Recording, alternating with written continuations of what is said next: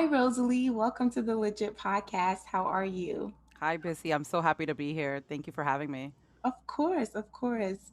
Well, everybody, I have Rosalie Genao here, my fellow Jersey girl, even though I'm not in Jersey Yes. anymore. I know, but still, I feel like we're connected somehow. Yes, yes, somehow. But Rosalie has a really beautiful story, and I just really want to highlight on how she turned her story into purpose, into power. She took that lesson and, doing amazing things for God.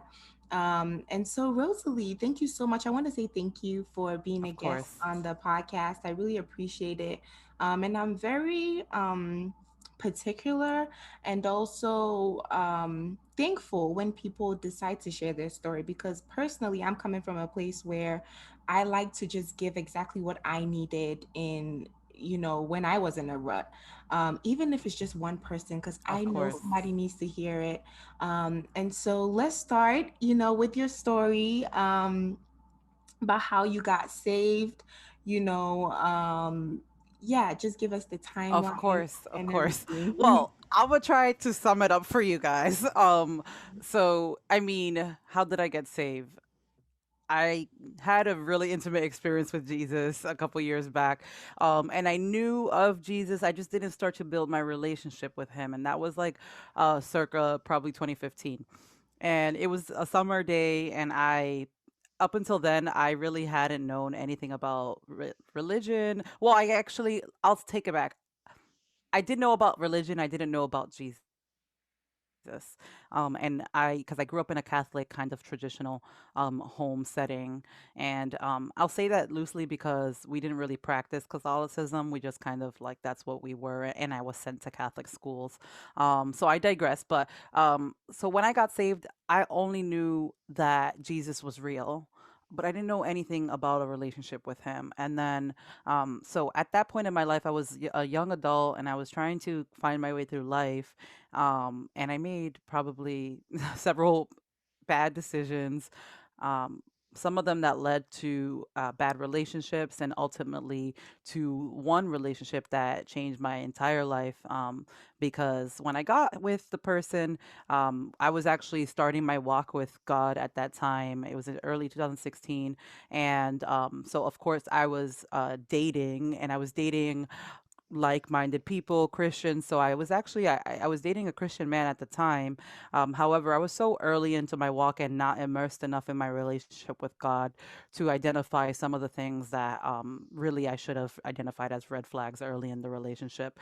Um, and so I say that to say, that relationship changed my life, in the sense that it was the catalyst to me really immersing myself into Jesus, because it became a toxic relationship very quickly after the start of it. And then ultimately a almost deadly relationship because there was physical abuse. And at the end, I only escaped because he tried to kill me and I survived. And one of the biggest things that I remember from um, that moment is remembering constantly, had I died at that moment, had I, when he attacked me, had I actually passed from the injuries sustained, I probably would have been damned to eternal hell because I was not a true believer. I had no relationship with God.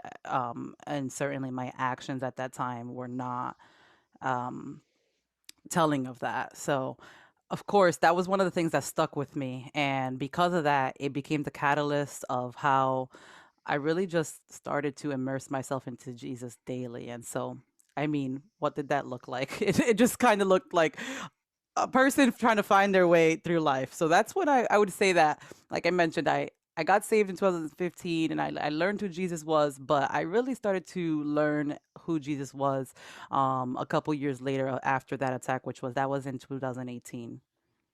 Yeah, so yeah, a lot of things. So I listened to the story. So Rosalie is a fellow podcaster, the Good News Mm-hmm. podcast, and I listened to your story. And just to pull out of that a little bit, there was so two things. There was one thing you said, and I was like, that's so deep because I think a lot of us do it. You said in the podcast that even though you were Christian, and your partner was Christian as well, you guys were shacking up and going to church at the same time. Mhm. And whilst you were talking right now, you also said that you were trying to be around like-minded people. And I'll tell you a funny story. um Mhm. I think also for me too, and I think it happens to a lot of us, once we get into our relationship with God, and then we see the people that are kind of emulating that, we jump on that real quick Mhm. without discerning if it really aligns with our walk with God. Exactly. And that can bring up a lot of issues. And so I want you to talk about what that part is about going to church, and still, living together with your partner, even though you were not married. Um, and I don't know what was going on there, because I know um, for me, I've been in a situation like that, and I was convicted like through and through. So yeah. Yeah, I mean, for me, I will say that, and this is how I know that I wasn't a true believer at the time. And so this is what makes the difference for me, at least I believe, is that there was no conviction for me at the time. I kind of just kept on falling into sin, and I didn't really see what was wrong with the situation. And not to use that as an excuse, but it's like, if you are ignorant to the ways of the word, and I was at that time, I wasn't immersed in my relationship with God. I didn't know the Bible that much. I was just literally someone who was going through the motions, going to church, not picking up anything from the sermons, and then going back home and forgetting about it. Sin on Saturdays, go to church on Sundays, that type of thing. And so for me, there wasn't any real conviction. I did feel a lot of pressure, but Mm, it was more external than internal. I felt a lot of pressure to conform to the ways of the church, or stuff like that. But it never came from. That's why I say it's not conviction, because it didn't come from my heart. I believe conviction comes from the Holy Spirit, and it really comes from your heart. So I felt more pressure to be like the people at church, but that I didn't really know what that meant. You mm, know. mm. And you also said something in the podcast that you felt like in your relationship you felt tolerated and not accepted. What did that look like? I mean, that looked like, early on in the relationship, my partner had explained that there was a number of things that he didn't like about me, a number of I'm gonna just call them stereotypes that he had about me because of where I came from.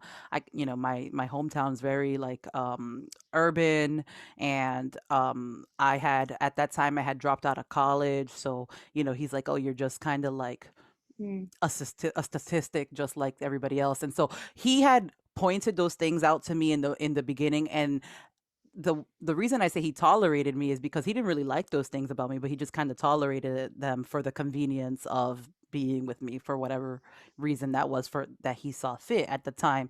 So it didn't feel good. It never felt good. I would say that I recognized that from the very beginning of the relationship, but there was something about myself, that where I was seeking like my self-worth. I was looking for the worth to come from the love of a man, mhm, when at the time I didn't know that it should have came from Jesus. mhm. And so I think that's what lacked, and that's what it was like for me. Okay. And so what would you say acceptance looks like? I mean, just the way that God loves us, loves us unconditionally, no matter what. Acceptance is truly just saying, like, I love you, and adding no buts or regardless. It's just, I love you the way you are. I accept that you are flawed as I am flawed. So Mhm. I think that acceptance is loving the way that God loves us. Okay. And so let's go into your abuse. When was it, like a one-time thing, or was it like a periodic thing? How did you feel in the situation? And also, sorry, it's packed. No, it's And also, you did mention that you went back. And so yeah, I want to go through all of that. Yeah, of course, of course. So I'll unpack that a little bit. So basically, the beginning of the relationship was in 2016, and the end of the relationship was in 2018. And basically, the first within the first couple months, there was already emotional and verbal abuse, as I mentioned earlier. Because one thing that any victim needs to recognize is that um, you know, how do you say it? But anything that is like degrading of who you are, of your character, of your value, of your worth, that's verbal abuse. Mhm. And so that came from the moment he told me, oh, you're just a statistic, you're not going to amount to anything else, this is who you are. And so that happened as early as month 3, you know? So it started as verbal abuse. And the problem is that a lot of times we don't recognize it as abuse. So then it kind of continues to cycle into something and grow into something bigger.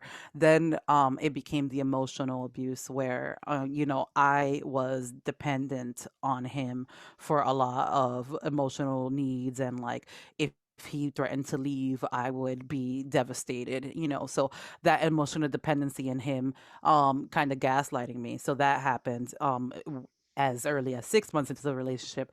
The physical abuse came into the last 6 months of the relationship, where we had arguments to the point, because at one point or another, I got basically sick and tired. And I was not a Christian back then. Like I mentioned, I was not a real believer because I did not have any Christian traits. I was not graceful. I was argumentative. I got in his face. So it's like, we had a lot of those type of moments where there were arguments that got very heated. And then there was one time where there was an argument that it got heated and he put his hands on me, and then it kind of just progressed from there. And ultimately, um, I kind of gave up on the relationship, and the first time he put his hands on me, which was like June of 18, I decided to leave. And I actually sought legal action at the time, but I quickly regretted it Mm. because I was like, well, it wasn't that bad, I had been I had a formulation of the entire relationship. I'm like, compared to everything else, like this is really not that bad. Like, and our relationship is kind of okay. And you have to understand, like, my perception of what love was at that time was not by any means what it is now. I didn't understand love. I didn't understand what a healthy relationship looked like. And so I was willing to tolerate and accept this. So I dropped the charges after just like a week after that first incident. And in that first incident, there was like, there was a lot of violence in that incident.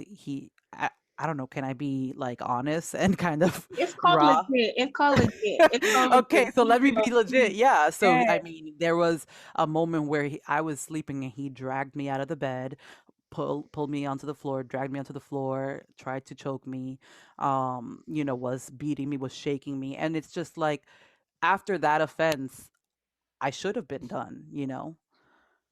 And but a week later, I'm here rationalizing this like he had the right to be mad and he had the right to be upset, because of course I felt like I was doing things to him too, because I was such a trouble like a problematic person. I was always arguing. I Mhm. was always seeking for things that were issues, and just trying to fix our relationship, but really I was just arguing with him. Um and then ultimately, at the towards the when I returned to him, we stopped living together at that time, so he actually got his own place, and I still went back to him. At that juncture, we were living separately, but I was still in a relationship with him. And so I started seeing him at his house, and at that point nobody in my family was really pleased, because they had learned a little bit about what had happened. And so I I was kind of seeing him behind my family's back, for lack of better words, I was because gonna ask, where was the family? So yeah, for lack of better words, I was probably like sneaking around, seeing. I had tried to tell them like I'm back with him, but they weren't really tolerating it. And if they did, it was only because like when they saw us together, like. But when I was alone, they would kind of tell me to leave. Um, And so in November of 2018, the relationship was really spiraling out of control in such a manner that I was losing um oh, and just to tie it back to my relationship with God, and just so your listeners understand how far from God I was, when in June of 2018, when that first offense happened, I blamed God. And I walked away from the church altogether at that time. I said, I don't want to go to church. And I remember my family, they're like asking me, like, why aren't you going to church? And I explained to my sister, and sometimes I still get teared up on this one because I like I don't know, I just can't believe it. And I've grown so much, so I know so much more now. But I blamed God because I felt abandoned the first time that my ex put his hands on me. I felt alone, and I was like, I needed saving, and he allowed this violence to occur to me, you know. So eventually I stopped going to church altogether. And so by November of 2018, my life was spiraling so much out of control because I didn't even have that protection anymore. Like, I wasn't even going to church. I wasn't even seeking God. I wasn't doing anything.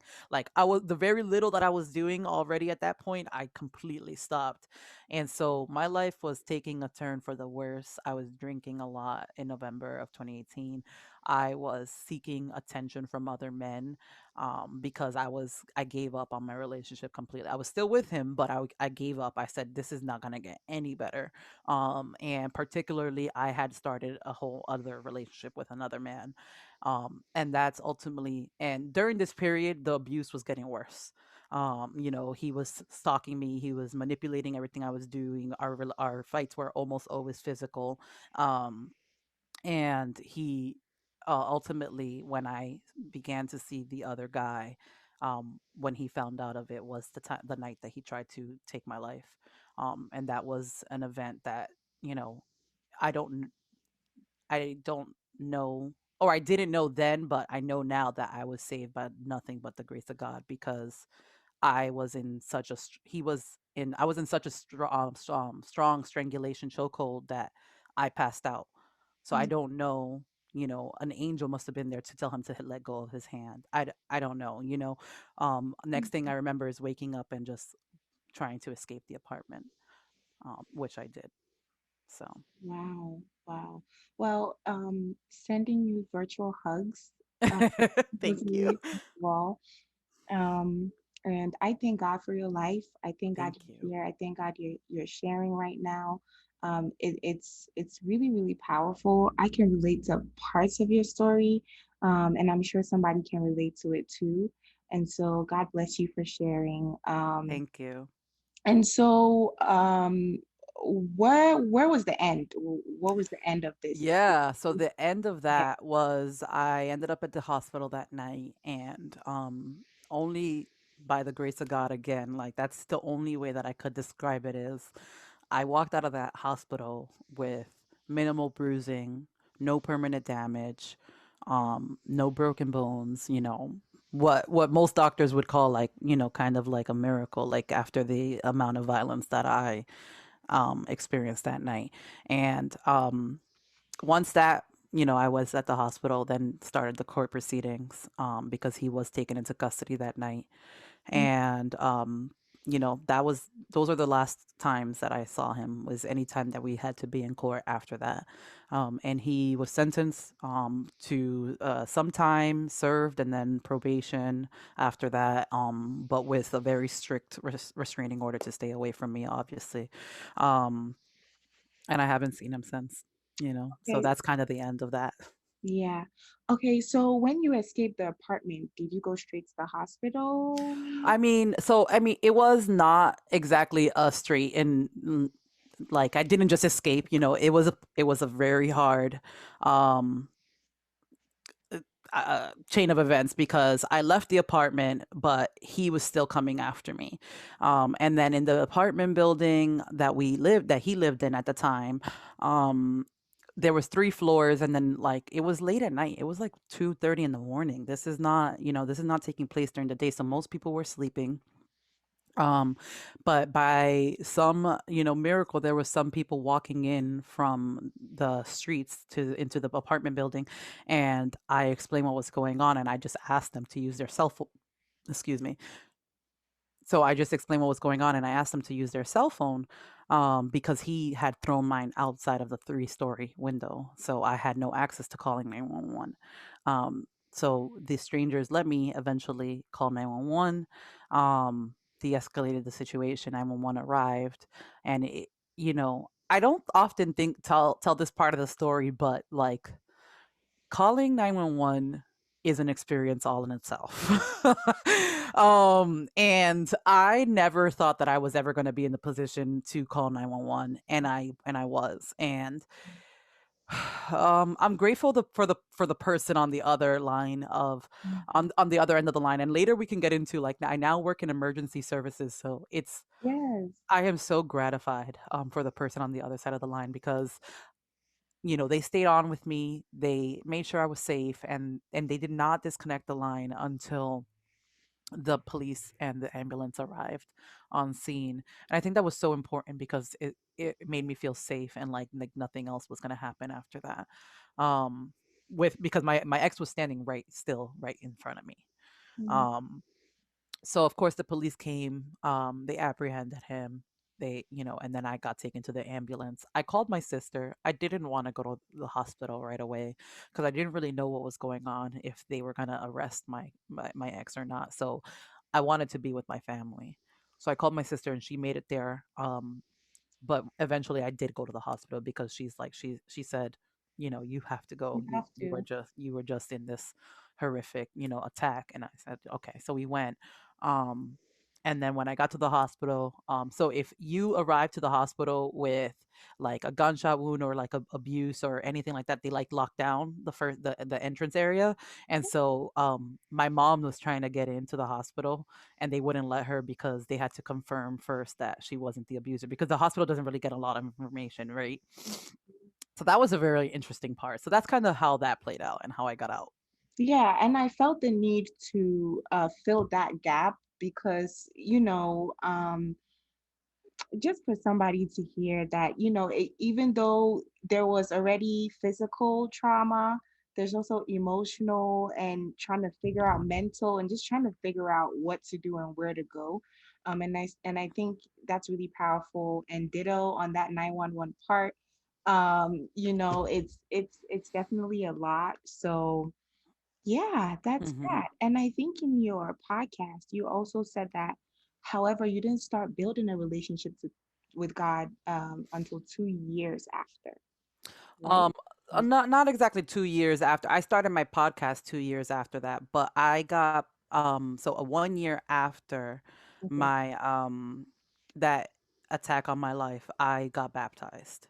And in between that year, the from when that happened to when I got baptized, it was a wild ride. Because I was kind of, I don't know, do you want me to get into it? Um, sure, sure. Let's go. It's totally up to you. Go for it. If you can shorten it a little bit. Of course, of course. So it was a wild ride, in the sense that I didn't immediately seek God Yes. after that. Yeah. It wasn't a traumatic transformation, in that sense that it was like overnight, because I was still um a victim of abuse that had a lot of emotional and mental barriers to overcome. And what I mean by that is that sometimes you still won't recognize that what the situation that you're in is rock bottom, because of the just because of the way that our mind is set up. And so many years of me giving my all to men, and seeking my self-worth in these relationships, you Mhm. know um is hard to undo that programming. So right away I didn't start my relationship with God. But I would say, like, about 6 months in, I told myself, I said, if you want something to change, if you want this event in your life to mean something, you need to seek God. And I got firm with myself, because I realized that I had never really had anyone to be firm with me in that way, to kind of whip me up into shape. So I said, somebody's got to do it. So I had to make that decision and say, I'm going to intentionally seek God. And when I started to do that, even when I didn't feel like it, Mm. um, when I didn't want to go to church, when I didn't want to pray to God, when I didn't want to go to Bible study, when I didn't like, and when I know the Holy Spirit was speaking to me and I didn't want it to be and I didn't want to be obedient, I did it Mm, because I knew that there was a reward to reap somewhere. I yeah. just didn't know how large it would be when I finally got to the other side. So, and the other side was healing, complete healing from believing that my self-worth was attached to any other human being and that or by works. That was a huge thing. I was trying to fix that relationship, fix that relationship. I was thinking that I was doing the right thing by Mhm. trying to fix and produce works, and that's not where my worth is tied to. It's tied to the fact that I'm a child of God. Period. And so Exactly. you made a choice. Mhm. You made a conscious, intentional choice. And I love that. I think in my walk with God, like growing up, I was born Christian and everything. And so it was more religiosity, um, where it's just routine and things like that.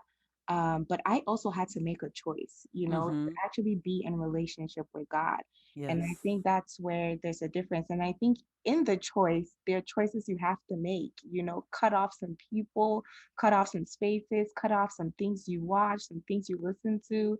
And all those are choices because of the relationship you want to build with God. And so I'm glad you mentioned that. And Mhm. that's really great. Um, you did say something also that I wanted to. It's just it's so good. Your story is packed. But you mentioned real quick. You mentioned that you also got like 3 jobs, right? And it wasn't was I wanted to ask, was it like you needed the money? Because it didn't sound like you needed the money. It was like you were just Mhm. trying to fill a hole or a gap. Um well, I'm not sure which part of my story you're actually talking about. um but there was a time that I was doing a really um demanding job in that year period when I was healing, Mhm. that I had to let go of that job. And it was actually some a work that I like to do, but it was demanding. I was working a lot of hours. I was working 60 hours a week, but I couldn't dedicate the time to God that I needed to dedicate to Him. So I decided to take a pay cut and go to a job that was lesser demanding. And I decided to really restructure my entire life, moved in back with my mother. Because at that juncture I was already independent, so I was not living with her. So I moved in back with my mother. I stripped away all these things that were important to me at one point or another because I thought they were the career given to me by God, or I thought that there was a social life given to me by God, whatever. And I took it away because I needed to spend time with Him. And That's bold. it was very, especially taking that pay cut because Exactly. I'm like, oh, yeah, yeah, but that's I recognized I needed that quiet time. And, no more than a year later after I did that, I, or not, maybe not a year, but 18 months, I'm back in the same career that I love doing. yeah. I So, don't yeah, I think the part yeah, that and that's really great. I think the part that you did mention that though was where I think it was still the way you were trying to find worth in men, you were also trying to do the same thing with your job, like titles. And oh, I wanted to absolutely. mention that also because Mhm. we tend to do that, maybe when I get that pay or when I get this career, when I get then it will be better. Then I would be this, then I would be that. Mhm. But it's never so. So that Exactly. actually No. yeah. Yeah. And that's what, for me, like I mentioned earlier, that my complete healing came from not believing that my worth was tied to anything else outside of me just Got being a child of God. And that was titles, and that was men, and that was relationships, and what I could do for others. Amazing. Well, that this was amazing. Thank you so much, Rosalie. So, where are you now? I know you're an Yes. operations supervisor. Is that what it is? Yeah. So I'm an operations supervisor at an emergency services center. Mhm. What we do is provide like medical evacuations and transportations for people who are experiencing like a medical crisis. So not really like a dispatcher, not 911, but still emergency services that are tied to the medical field. Yeah, and how does that connect to your story? I mean, so it connects in the sense that for before all of this happened, I was an operations manager at the time. And so I was doing similar work, but mostly I identified during my story, during my the events that took place, how important the emergency personnel are, because they Mhm. truly make or break that, um whether you further get battered, whether That's you further get abused, because the people make a difference. I experienced a lot, and that's, I mean, I could do a whole nother episode on that. I experienced a lot of not great treatment from the police station, um, from the court system. And so I just realized that I think the best person that I spoke that affected me the best in the most positive way from my whole event was the 911 dispatcher. And that says a lot. So I think that's where the desire came from for me to seek that a career again. Mhm. Yeah, I think I just love the way God works. I love the way he moves. You know, clearly we need more of people that have a heart for a job and not just doing it to do the Mhm. job, that are doing it with purpose, because I've been there before, or Mhm. somebody I know has been there before, and I just really wanted to point that out. Yeah. So And I prayed to God. I said, if that's not what you want me to do anymore, I won't do it. yeah, But I'll do it if that's what you want me to mm, do. And that's he great. opened the doors for that job again. Yeah, that's great. I love it. Purpose in whatever space that God calls us to. Exactly, Government, exactly. cops, everywhere. Yeah, and I want to tie back to your question about, what else, what am I doing? Like, that's my main title. I'm an operations supervisor for the Emergency Services Center. However, I do volunteer with Jesus Cares, which is a group that provides spiritual coaching and mentoring for people online who may be seeking the Lord, have are in crisis mode. So, similar to my regular work life, but more in a religious setting, or, Mhm, Jesus setting. mhm, mhm. Jesus cares. That's good. Yes. And then also the podcast, the Good Of News podcast. course, yes, and then my favorite role, I'm the host of the Good News podcast. Yes, yes, Yes, yes. and the Lord, that's all the Lord's. I call it the Lord's podcast because it's not mine. It was all His idea. I would have never been the type to start a podcast, but yeah, He has really illuminated His glory through my podcast, and I'm just so grateful for that. Um, yeah. Yeah, that's good. And we got to meet. So that's a blessing as well, right? Yes, Um, absolutely. I put you in the hot seat. yes, you did. You did. Yeah. Um, but yeah, well, thank you so much, Rosalie. Thank you for sharing your story. We're gonna do It was like an honor. rapid fire questions. Just Of course. answer in 20 seconds or less. Okay. um, yeah. First question, how do you stay motivated? mm, Staying in the will of God. Mm-hmm. Because that's what it motivates me now, is knowing that I am achieving what the Lord wants me to achieve. Mm-hmm. I have so much to say, but since it's rapid fire, It's rapid fire. I know. Are you a texter, emailer, FaceTimer, or just like a call? This is hard. Aren't we all in this day and age? Okay, maybe not FaceTimer. I'm a caller. Call. Okay. Yeah. Yeah, I guess Last. I'm old school like that. Not really. Last one. Best compliment received. Um, Best compliment received. Hmm. Or the Um, one that I guess you hold in high esteem or something like yeah, absolutely. I suppose, a lot of people recognize my transformation. And it's not really, I like the compliment, but I know that it's really glorifying Jesus. So I like when people say, "Oh, you weren't like that before."